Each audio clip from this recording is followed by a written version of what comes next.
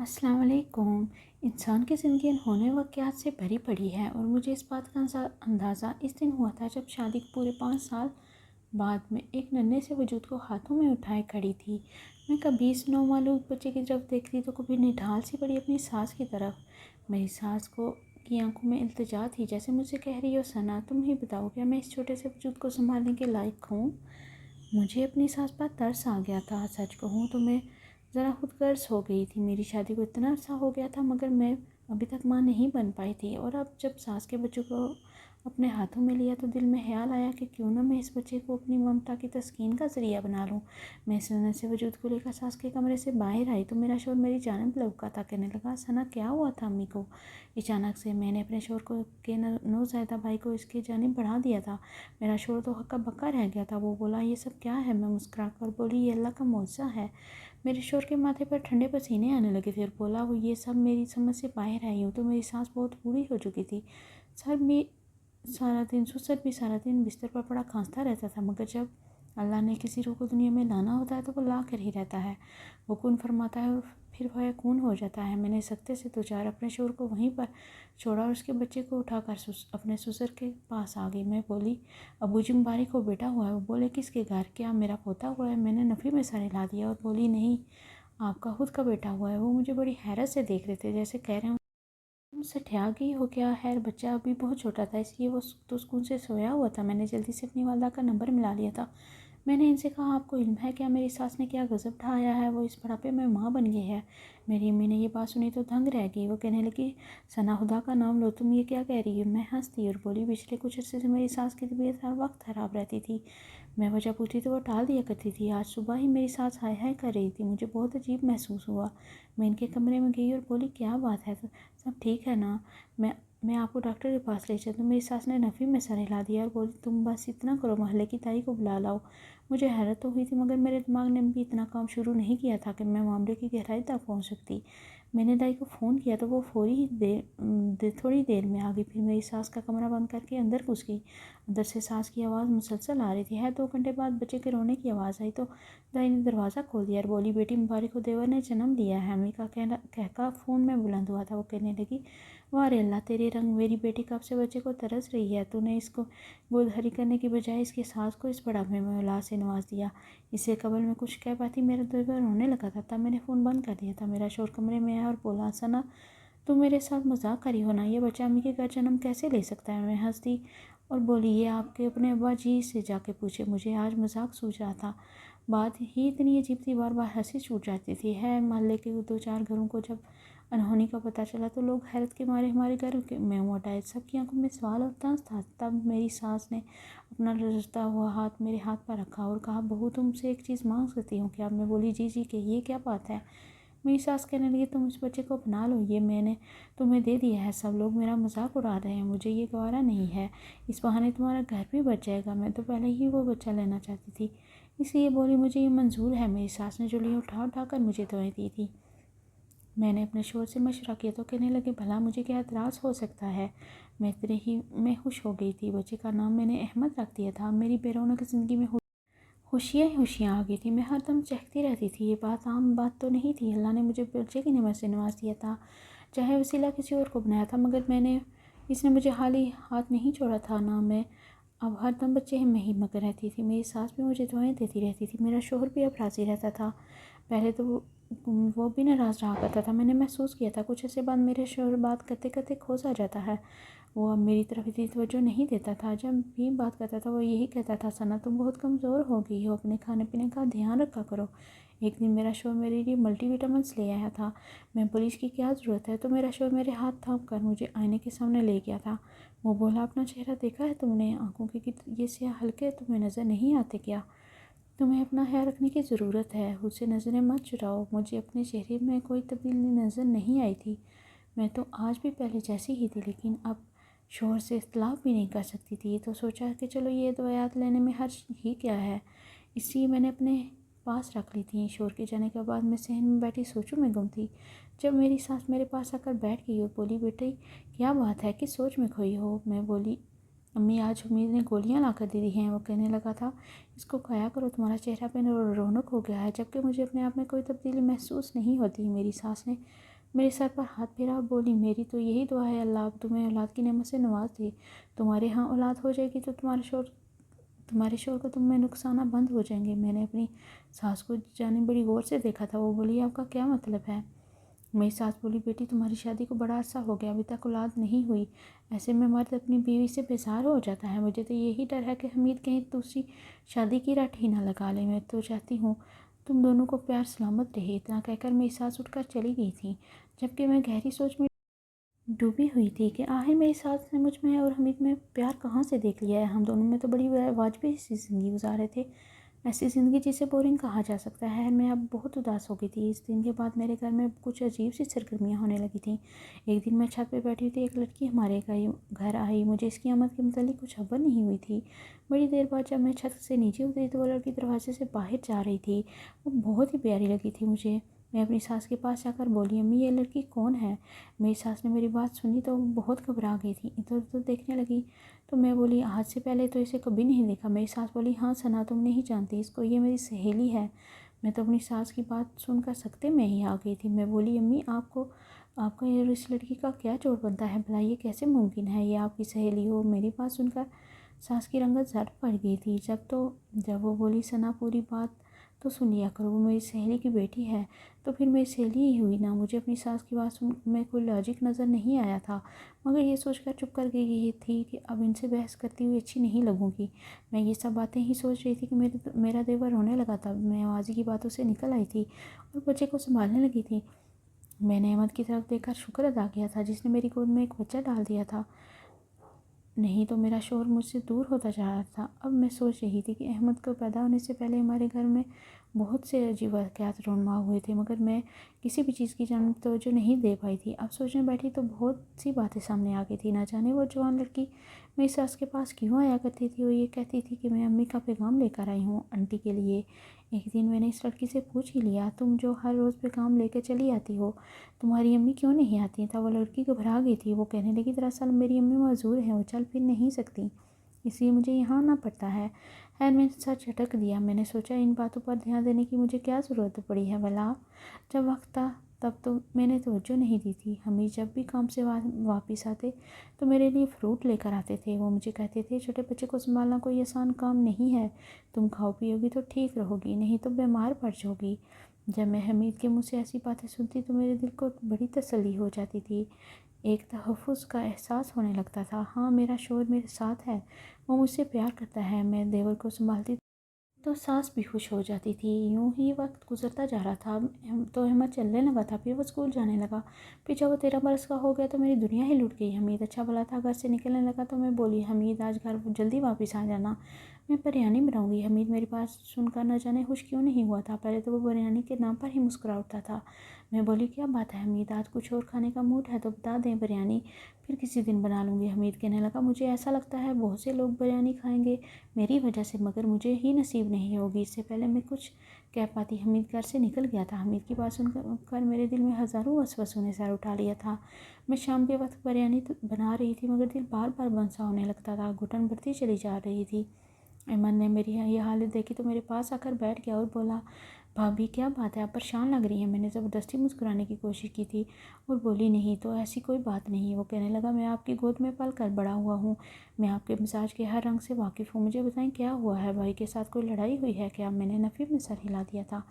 تھوڑی ہی دیر گزری تھی، میرے موبائل کی گھنٹی بجنے لگی تھی۔ میں نے جلدی سے اٹھ کر اپنا موبائل دیکھا تھا، اسکرین پر حمید کالنگ لکھا دیکھا تو دل کو تسلی ہوئی تھی۔ میں نے فون اٹھا لیا اور بولی حمید جلدی جلدی گھر آ جائیں، بریانی دم پر لگا دی ہے۔ تب ایک اجنبی سی آواز میرے کانوں میں پڑی تھی، ایک شخص تھا جو مجھ سے پوچھ رہا تھا کہ کیا آپ حمید کے گھر سے بات کر رہی ہیں؟ میں جھٹ سے بولی جی میں مسٹر حمید ہوں۔ وہ آدمی کہنے لگا بہت افسوس کے ساتھ میں آپ کو یہ خبر دے رہا ہوں کہ حمید کا ایکسیڈنٹ ہو گیا ہے، ان کی جیب سے ان کے شناختی کارڈ اور فون نمبر ملا ہے، اس لیے آپ کو کال کی ہے، ہم انہیں نشتر ہسپتال لے کے جا رہے ہیں، آپ جلدی سے وہیں پہنچ جائیں۔ میرے ہاتھ سے موبائل چھوٹ کر نیچے گر پڑا تھا، میں زمین پر بیٹھتی چلی گئی تھی۔ احمد مجھے جھنجھوڑ رہا تھا اور بار بار استفسار کر رہا تھا بھابھی کیا ہوا ہے، کچھ تو بتائیں، سب خیریت تو ہے نا؟ میری آنکھوں کے اندر اندھیرا سا چھا گیا تھا، ایسا لگ رہا تھا جیسے یہ حادثہ میرے حمید کے ساتھ ہی پیش نہیں ہے بلکہ میں بھی ان کے ساتھ ہی، ہم دونوں خون سے لت پت پڑے ہیں، میرا وجود بھی زخموں سے چورا ہے۔ احمد نے پانی کا جگ مجھ پر ہنڈیل دیا تھا، تب کہیں جا کر میں اپنے حواس میں لوٹی تھی۔ وہ کہنے لگا بابی خدا کا واسطہ ہے آپ کو کچھ تو بتائیں، نہیں تو میرا دل بند ہو جائے گا۔ میں بولی احمد مجھے نشتر اسپتال لے چلو، تمہارے بھائی کے ساتھ حادثہ پیش آیا ہے۔ وہ بھی دنگ رہ گیا، کچھ لمحے تو کچھ بول ہی نہیں پایا تھا، مگر جب مجھے روتا دیکھا تو باہر نکل گیا۔ تھوڑی دیر بعد ہی رکشے کے ساتھ واپس لوٹا تھا۔ ہم دونوں نشتر اسپتال کی جانب بڑھ رہے تھے، جبکہ مجھے ایسا محسوس ہو رہا تھا جیسے میں اپنی موت کی طرف جا رہی ہوں۔ ہم جب کا اسپتال پہنچے تو احمد نے ہی آگے بڑھ کر ساری معلومات لے لی تھی، کیونکہ مجھے کسی چیز کا ہوش نہیں تھا۔ احمد نے جانب آیا تو میں بولی آئی سی یو دائیں جانب ہے۔ اس نے سر ہلا دیا اور بولا مگر ہمیں بائیں جانب جانا ہے۔ میں بولی کیوں، ادھر کیا ہے؟ اس نے میرا ہاتھ پکڑ لیا اور بولا حوصلہ کریں باپی، اللہ کا نام لیں، ہم سب اللہ کے ہی ہیں اور اس کی طرف ہی لوٹ کے جانا ہے۔ مجھے وہ گھسیٹتا ہوا بائیں جانب لے گیا، جہاں مردہ خانہ تھا۔ وہ مجھے کمرے میں لے گیا اور پھر آگے بڑھ کر ایک مردے کے چہرے سے سفید چادر ہٹا کر بولا باپی صبر، اللہ صبر کرنے والوں کے ساتھ ہے۔ وہ مردہ کوئی اور نہیں بلکہ حمید تھا۔ اس کا چہرہ سفید لٹھے کی طرح ہوا تھا، وہ بے جان تھا، بے حرکت پڑا تھا۔ میں پھوٹ پھوٹ کر روتی رہی۔ زندگی نے کیسا موڑ لیا تھا، میں گر گئی۔ جب ہوش میں آیا تو اپنے گھر میں تھی۔ مجھے بتایا گیا کہ حمید کو غسل دیا جا رہا ہے۔ اپنے دیوار کے ساتھ لٹکا کر بیٹھ گئی تھی۔ آنکھوں کے سامنے ایک منظر چلنے لگا تھا، میں اور حمید گاڑی میں سوار کہیں جا رہے تھے۔ حمید میری جانب دیکھ کر مسکرا رہا تھا۔ میں نے اس کا ہاتھ پکڑ لیا تھا اور بولی حمید آپ کو حاصل کر کے مجھے دنیا کی جہاں کی خوشی مل گئی ہے۔ حمید نے میرے ہاتھ پر بوسہ دیا تھا، مگر تبھی ایک تیز رفتار ٹرک ہماری گاڑی سے ٹکرا گیا تھا۔ ہم دونوں گاڑی سے دور جا گرے تھے۔ حمید کے ماتھے سے خون بہہ رہا تھا۔ تب مجھے ایک عورت نے آ کر جھنجھوڑ دیا تھا اور بولی تمہارے شوہر کی میت آ گئی ہے۔ میں اپنے اس حواس میں نہیں تھی، نہ جانے جب سے میں نے حمید کے ایکسیڈنٹ کا سنا تھا تب سے مجھے عجیب عجیب سے منظر نظر آ رہے تھے، جیسے میں آخری لمحے میں حمید کے ساتھ ہی۔ میں نے اس کو تڑپتے ہوئے دیکھا تھا، مگر ایسا کچھ نہیں تھا۔ مجھے تو میرے شوہر کے مرنے کی اطلاع بھی اسپتال سے ملی تھی۔ میں نے بےخودی کے عالم میں اپنے شوہر کی ابدی آرامگاہ کی جانب رخصت کر دیا تھا۔ حمید کے جانے کے بعد تو میری زندگی ہی ختم ہو گئی تھی۔ میں ہر وقت روتی رہتی تھی، ایسا لگتا تھا جیسے میں پاگل ہو جاؤں گی۔ میری حالت کے پیش نظر ایک ہفتے بعد ہی میرے والدین مجھے لینے آ گئے تھے۔ امی نے میری ساس کے سامنے ہاتھ جوڑ دیے تھے اور کہنے لگی تھی ہمیں ہماری بیٹی کو لے جانے دو، یہاں رہے گی تو پاگل ہو جائے گی۔ مگر جب میری ساس نے یہ باتیں سنی تو وہ رونے لگی تھی۔ وہ بولی خدا را مجھ پر اتنا ظلم مت کریں، پہلے میرا بیٹا مر گیا، اب اگر آپ میری بیٹی بھی لے جائیں گی تو میں کیا کروں گی؟ امی کہنے لگی ہم آپ کے جذبات کو سمجھتے ہیں، مگر کیا کریں، مرنے والے کے پیچھے اپنی اس بیٹی کی زندگی کو حرام نہیں کر سکتے نا۔ ہماری بچی اپنی زندگی کے بہت ہی کٹھن دور سے گزر رہی ہے، آپ ہمیں مجبور نہ کریں، ہم آپ کی بات نہیں مانیں گے۔ میری ساس میرے ابو کی جانب امید بھری نظروں سے دیکھ رہی تھی۔ میرے ابو نے بھی نظر چرا لی تھی۔ تب میری ساس نے میرا ہاتھ تھام لیا تھا اور بولی ثنا تمہارے مرحوم شوہر کی قسم ہے مجھے چھوڑ کے مت جانا، نہیں تو روز محشر میں حمید سے تمہاری شکایت کروں گی۔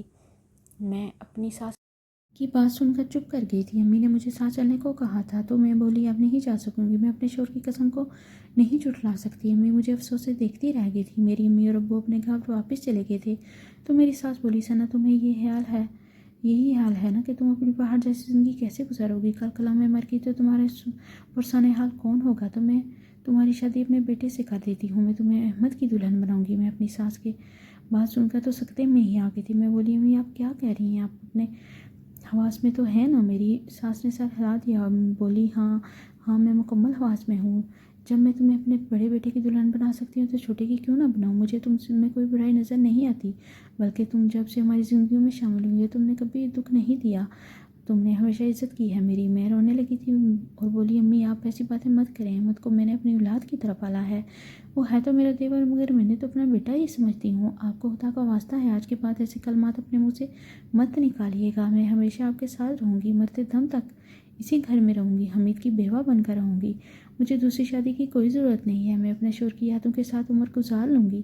میری ساس کچھ بھی بولے بنا اٹھ کے چلی گئی تھی، جبکہ میں تو ابھی تک سکتے میں تھی۔ آخر میری ساس کی ذہن میں ایسی بات آئی بھی تو آئی کیسے؟ مجھے تو جھرجھری آنے لگی۔ ٹھیک ہے احمد کو میری ساس نے جنم دیا تھا، مگر وہ تو تھا میری گود میں ہی پلا تھا، میں نے اسے اپنی اولاد کی طرح جانا تھا۔ میں نے تو یہ سوچ رکھا تھا کہ میں اپنے لیے چاند سی بہو لاؤں گی۔ اب میری ساس مجھے ہی احمد کی بیوی بنانے کا سوچ رہی تھی۔ اس وقت مجھے حمید کی بہت یاد آئی تھی۔ حمید نہ جانے مجھے کیوں چھوڑ کے چلے گئے تھے، ہم دونوں نے ایک واجبی سی زندگی گزاری تھی، مگر جب حمید ہمیں ملا تھا تو احمد ہمیں ملا تھا تو میرا اور حمید کا رشتہ مضبوط ہو گیا تھا، ہم دونوں ایک دوسرے کا بہت یاد رکھنے لگے تھے۔ اب جب حمید میری نظروں سے اوجھل ہو گیا تھا تو مجھے ایسی باتیں یاد آنے لگی تھیں جو میں نے اور حمید نے کبھی کی ہی نہیں تھی۔ وہ جگہیں یاد آتی جہاں میں اور حمید کبھی گئے ہی نہیں تھے۔ نہ جانے میرے دماغ کے ساتھ کیا ہو رہا تھا، میں بھی صحن میں ہی بیٹھی تھی جب اچانک ہمارے گھر کے دروازے پر دستک ہوئی تھی۔ میں نے اٹھ کر دروازہ کھولا تو سامنے وہی لڑکی کھڑی تھی جو ہمارے گھر تب آیا کرتی تھی جب میری ساس نے احمد کو جنم دیا تھا۔ میں اسے ایک لمحے میں ہی پہچان گئی تھی۔ میں نے اس کے لیے جگہ چھوڑ دی اور گھر میں داخل ہو گئی۔ میں بولی، تو بہت عرصے بعد آئی ہو، کہاں چلی گئی تھی؟ اس نے میری بات کا کوئی جواب نہیں دیا اور گلے لا کر پھوٹ پھوٹ کر رونے لگی تھی اور بولی، حمید ایسے کیسے جا سکتے ہیں؟ حمید کو بڑی جوانی میں نہیں جانا چاہیے تھا۔ میں بھی رونے لگی تھی، دل پر بہت ہی غبار جمع تھا۔ مجھے ایسے ہی کسی کے کندھے کی ضرورت تھی جس پر میں اپنا سر رکھ کر رو سکتی تھی۔ میری ساس رونے کی آواز سن کر کمرے سے باہر آ گئی تھی۔ وہ بولی، کیا ہو گیا ہے تم دونوں کو؟ پھر میری ساس اس لڑکی کا ہاتھ تھام کر اسے اپنے کمرے میں لے گئی تھی، جبکہ میں صحن میں کھڑی اپنے آنسو پوچھنے لگی تھی۔ تبھی میرے دل میں خیال آتا تھا، میں ایک اجنبی لڑکی اب میرے شوہر کی وفات کے متعلق سن کر اس طرح کیوں رو رہی تھی؟ یہ تھی کون؟ عجیب اور اسرار سی لڑکی جو 13 سال بعد ہمارے گھر آئی تھی۔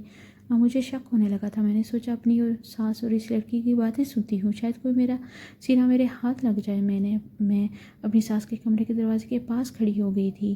میری ساس بولی، اینی تم جانتی ہو ہم پر کیا کچھ گزری ہے؟ ہم نے تو کیا کچھ نہیں سہا۔ اب ثنا کو لینے اس کے والدین آئے تھے۔ میں نے ثنا کو نہیں جانے دیا۔ میں نے اس سے کہا کہ میں تمہاری شادی احمد سے کر دوں گی، اس لیے تم گھر چھوڑ کر مت جاؤ۔ میری ساس کی بات سن کر اینی نامی لڑکی بولی، امی خدا کا کچھ تو خوف کریں، آپ یہ شادی کیسے کر سکتی ہیں؟ آپ نے ایسی بات اپنے منہ سے نکالی تو نکالی کیسے؟ میری ساس بولی، یعنی تم تو ہر قسم کے حالات سے واقف ہونا، یہ سب ہم اب سب کی بھلائی کے لیے ہی تو کر رہی ہوں۔ اینی بولی، امی مگر جب یہ بات بھائی کو پتہ چلے گی تو وہ بہت ناراض ہوں گے۔ میں دروازے کے پیچھے کھڑی تھر تھر کانپ رہی تھی۔ یہ سب کیا ہو رہا تھا؟ یہ نہیں میری ساس کو امی کیوں کہہ رہی تھی؟ کیا میری ساس سچ میں اس کی ماں تھی یا اس کے ساتھ کوئی اور رشتہ تھا؟ میرا دماغ اب چکرانے لگا تھا، مجھے ٹھنڈے پسینے آنے لگے تھے، آنکھوں کے سامنے تاریکی چھا گئی تھی۔ اور پھر میں نے دروازے کو پکڑ لیا تھا۔ میں زمین پر ڈھہ گئی تھی، ایسا لگ رہا تھا جیسے کائنات کی ہر شے حرکت میں ہو۔ میری آنکھوں کے سامنے منظر آنے لگے تھے۔ میں دلہن بن کر گھر میں داخل ہوئی تھی تو اینی نے مجھ پر پھول برسائے تھے۔ وہ مجھے گلے لگا کر بولی تھی، بھابھی ہم دونوں دوستوں کی طرح رہیں گی۔ اینی میرے لیے ناشتہ بناتی تھی، ہم دونوں کی آپس میں بہت گہری دوستی تھی۔ یہ منظر آنکھوں کے سامنے سے ہٹا تو دوسری نے جگہ لے لی تھی۔ میں اور حمید ڈاکٹر کے کلینک میں بیٹھے ہوئے تھے۔ اس نے مجھے خبر سنائی تھی، میں شادی کے 4 سال بعد ماں بننے والی ہوں۔ یہ خبر سن کر میں اور حمید تو ساتویں آسمان پر پہنچ گئے تھے۔ گھر واپس آئی تو ہم نے پورے محلے میں مٹھائی بانٹی تھی۔ میری ساس اور سسر خوشی سے نڈھال تھے، اینی بھی گلے لگ گئی تھی۔ میرا چھٹا مہینہ تھا، میں اور حمید ایک دعوت پر جا رہے تھے۔ رستے میں ہم دونوں کا ایکسیڈنٹ ہو گیا تھا۔ ہم دونوں سڑک پر پڑے تڑپ رہے تھے، پھر آگے سب کچھ اندھیرا ہی اندھیرا تھا۔ یہ سب یاد آتے ہی میں بے ہوش ہو گئی تھی۔ جب میری آنکھ کھلی تو میں ہسپتال میں تھی، میری ساس اور اینی سامنے ہی کھڑی تھیں۔ میں بولی، امی مجھے سب کچھ یاد آ گیا ہے، مجھے بتائیں میرے ساتھ کیا ہوا تھا؟ میری ساس بولی، بیٹی تمہاری اور حمید کی لو میرج ہوئی تھی، تم دونوں کی آپس میں بہت محبت تھی، اولاد کی نعمت سے تم لوگ 4 سال سے محروم تھے، مگر پھر جب اللہ نے سن لی تو تم دونوں کی گاڑی کو حادثہ پیش آ گیا تھا۔ حمید کو تو معمولی زخمی ہوا تھا مگر تم کومے میں چلی گئی تھی، تم 6 ماہ کی حاملہ تھی۔ تمہارے کومے میں جانے کے بعد بچے کی جان کو خطرہ تھا، اس لیے آپریشن کے ذریعے اس کی پیدائش کر دی گئی تھی، مگر اسے ICU میں رکھا گیا تھا۔ اللہ کا شکر ہے تم ٹھیک ہو کر گھر واپس آ گئی تھی۔ ڈاکٹر نے کہا تھا مریضہ کو پرانی باتیں یاد نہیں آتی ہیں، اگر آپ نے اچانک یاد دلانے کی کوشش کی تو پھر سے کومے میں جانے کا خطرہ ہے۔ تم ٹھیک ہو کر گھر آئی تو تھی مگر تم پرانی ساری باتیں بھول گئی تھی، یعنی کہ بھی شادی ہو گئی تھی۔ یعنی ایک دن تمہارے پاس آئی اور تمہیں پچھلی باتیں یاد کرانے لگی تھی، تم بے ہوش ہو گئی تھی، تب ہم سب خوفزدہ ہو گئے تھے۔ اس کے بعد ہم نے کوئی پرانی بات تمہارے سامنے نہیں کی تھی۔ اب تو انی بھی گھر میں اجنبی برقرار آنے لگی تھی۔ تمہارا بیٹا 3 ماہ بعد ICU میں رہا تھا۔ ڈاکٹر نے خوشخبری سنا دی تھی کہ اب آپ اسے گھر لے جا سکتے ہیں۔ ہم احمد کو گھر لے کر آئے تھے مگر یہ بھی نہیں کہہ سکتے تھے کہ تمہارا بچہ ہے، کیونکہ تمہارے بیمار ہونے کا خطرہ تھا، اس لیے میں نے یہی ظاہر کیا کہ اس بچے کو میں نے جنم دیا ہے، جبکہ احمد تو تمہاری کوکھ کا جنا ہوا ہے۔ خیر ہم تو نے پورے 13 برس انتظار کیا، تم ٹھیک ہو جاؤگی، کھلاتا رہا تھا تاکہ تم ٹھیک ہو جاؤ۔ خیر اب حمید ڈاکٹر سے رجوع کیا تھا، اس نے کہا کوئی حادثہ ہی اس میں اب مریضے کو ٹھیک کر سکتا ہے، اس لیے حمید نے اپنی جھوٹی موت کا ناٹک کیا تھا۔ جس دن حمید کی موت کی خبر ہوئی ہم نے پھیلائی تھی، اس دن تمہیں نیند کی دوائی کھلا دی تھی، تم نیم بے ہوش تھی، اس لیے تمہیں علم ہی نہ ہوا کہ حمید مرا نہیں زندہ ہے۔ تمہارے والدین کو بھی علم تھا کہ حمید زندہ ہے مگر نہ جانے وہ تمہیں لینے کیوں آ گئے تھے، میں تمہیں جانے نہیں دے سکتی تھی، اس لیے میں نے حواس بہتا کو شادی کی بات کر دی تھی۔ میں جانتی ہوں میں نے غلط الفاظ استعمال کیے تھے، مجھے معاف کر دو۔ اب ساری حقیقت کھل کر سامنے آ گئی تھی، میں ٹھیک ہو چکی تھی، حمید واپس آ گیا تھا، اب ہم خوش و خرم زندگی بسر کر رہے تھے۔ میں پھر سے حاملہ ہوں اور یہ خبر بہت ہی اچھی ہے۔ دوستو، اگر آپ کو میری ویڈیو پسند آئی ہے تو ویڈیو کو لائک کر دیں، چینل کو سبسکرائب کر دیں اور بیل کا نوٹیفیکیشن دبانا مت بھولیے گا۔ اپنا بہت سارا خیال رکھیے گا، ملتے ہیں نیکسٹ ویڈیو میں۔ اللہ حافظ۔